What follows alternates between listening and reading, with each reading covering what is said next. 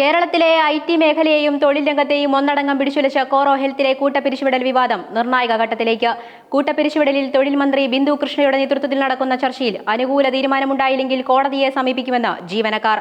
കൊച്ചിയിലും കോഴിക്കോട്ടുമുള്ള കോറോ ഹെൽത്ത് എന്ന പ്രമുഖ IT അധിഷ്ഠിത ഹെൽത്ത് കെയർ കമ്പനിയിൽ നടന്ന കൂട്ടപ്പിരിച്ചുവിടൽ ഇപ്പോൾ അതീവ ഗുരുതരമായൊരു നിയമതൊഴിൽ പ്രതിസന്ധിയായി മാറിയിരിക്കുകയാണ്.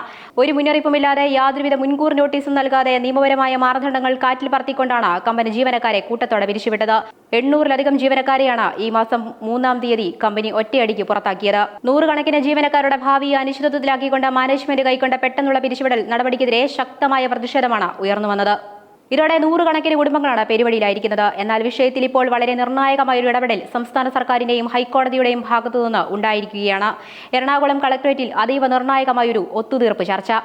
തൊഴിൽ വകുപ്പ് മന്ത്രി ബിന്ദു കൃഷ്ണയുടെ നേരിട്ടുള്ള നേതൃത്വത്തിലായിരിക്കും ഈ ചർച്ച പുരോഗമിക്കുന്നത്. പിരിച്ചുവിടൽ നടപടികൾ ഉടനടി മരവിപ്പിക്കുക, കൃത്യമായ സെവറൻസ് പാക്കേജ് ഉറപ്പാക്കുക, ഗ്രാറ്റുവിറ്റിയും മറ്റ് ആനുകൂല്യങ്ങളും നൽകുക തുടങ്ങിയ നിരവധി ആവശ്യങ്ങൾ ചർച്ചയിൽ മുന്നോട്ട് വയ്ക്കാൻ സാധ്യതയുണ്ട്. എന്നാൽ ഇതിനിടെയും വലിയ തോതിലുള്ള അനിശ്ചിതത്വം നിലനിൽക്കുന്നുണ്ട്.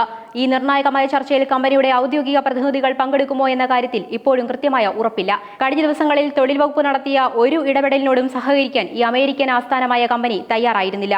എന്നാൽ കേന്ദ്ര സർക്കാരിന്റെ ലേബർ കോഡ് അനുസരിച്ച് അതിലെ വ്യവസ്ഥകൾ പാലിച്ചുകൊണ്ടാണ് പിരിച്ചുവിട്ടതെന്നാണ് കമ്പനിയുടെ നിലപാട്.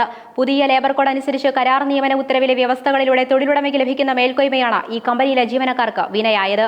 കഴിഞ്ഞ നവംബർ 15-നാണ് ഇന്ത്യയിൽ പുതിയ ലേബർ കോഡ് നിലവിൽ വരുന്നത്. പക്ഷേ കേരളത്തിൽ ഇതുമായി ബന്ധപ്പെട്ട ചട്ടങ്ങൾ രൂപപ്പെടുത്തിയിട്ടില്ലാത്തതുകൊണ്ട് തന്നെ വിഷയത്തിൽ ഇടപെടാൻ സംസ്ഥാന സർക്കാരിന് പരിമിതികളുണ്ട്.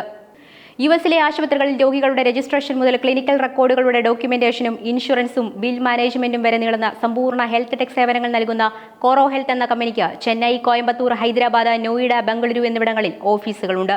കേരളത്തിൽ പ്രവർത്തനം തുടങ്ങിയിട്ട് 4.5 വർഷമായി. അത്തരത്തിൽ പ്രവർത്തിക്കുന്ന ഒരു കമ്പനിയുടെ കൊച്ചി, കോഴിക്കോട് എന്നീ ഓഫീസുകളിൽ നിന്നാണ് 800ഓളം പേരെ ഒറ്റയടിക്ക് പിരിച്ചുവിട്ടത്. കഴിഞ്ഞ ജനുവരിയിൽ ബംഗളൂരു ഓഫീസിൽ നിന്ന് കൂട്ടത്തോടെ പിരിച്ചുവിട്ടത് 200 പേരെയാണ്. കേരളത്തിലും കഴിഞ്ഞ വർഷം ഏതാനും മാസങ്ങൾക്കിടെ 300 പേരെയാണ് പല ഘട്ടങ്ങളിലായി പിരിച്ചുവിട്ടത്. പെട്ടെന്നൊരു ദിവസം ജോലി നഷ്ടപ്പെട്ട ജീവനക്കാർക്ക് വലിയ രീതിയിലുള്ള ലോൺ ബാധ്യതകളും EMI തിരിച്ചടവുകളുമുണ്ട്.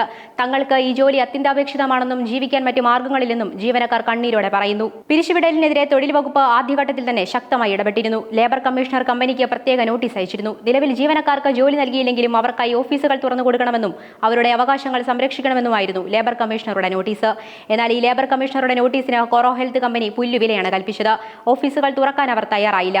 ഈ ധിക്കാരപരമായ നിലപാടിനെതിരെയാണ് വിവിധ തൊഴിലാളി സംഘടനകളും യുവജന സംഘടനകളും വലിയ രീതിയിലുള്ള പ്രതിഷേധങ്ങളുമായി തെരുവിലിറങ്ങിയത്. DYFI ഉൾപ്പെടെയുള്ള സംഘടനകൾ കമ്പനിയിലേക്ക് ശക്തമായ പ്രതിഷേധ മാർച്ചുകൾ സംഘടിപ്പിച്ചു. സർക്കാർ തലത്തിൽ നടക്കുന്ന ഈ ചർച്ചയിലൂടെ പാവപ്പെട്ട തൊഴിലാളികൾക്ക് നീതി ലഭിക്കുമോ, അതോ തങ്ങളുടെ ധിക്കാരപരമായ നിലപാടുമായി അമേരിക്കൻ കമ്പനി മുൻപോട്ട് പോകുമോ എന്നാണ് എല്ലാവരും ഉറ്റുനോക്കുന്നത്.